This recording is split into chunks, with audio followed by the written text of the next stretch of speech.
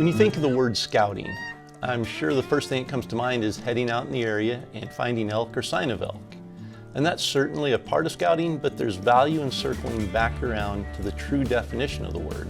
And in its most basic form, scouting is simply defined as the act of gathering information about an area. So in this sense, scouting is not just about finding elk. It's about acquiring as much information about an area as possible and then using that information to then help you find the elk.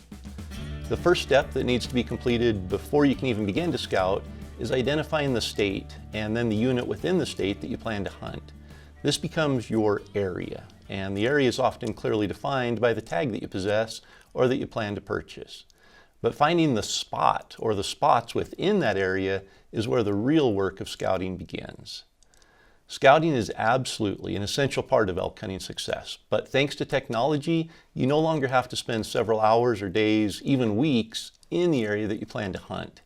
If you're going on an out-of-state hunt, it might not even be possible for you to do any actual boots-on-the-ground scouting ahead of the season, and most of the time, that's going to be just fine. In the last several years, e-scouting's become a familiar term that we use when we talk about scouting for elk. And it really just highlights the advancements that have been made that now allow us to scout an elk hunting area without ever leaving our home.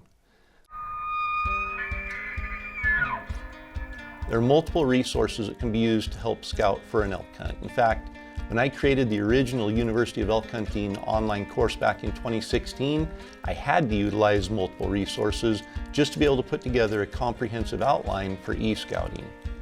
Today, thanks to advancements in technology and innovation, almost all the tools I need to successfully e-scout for elk can be found on one platform.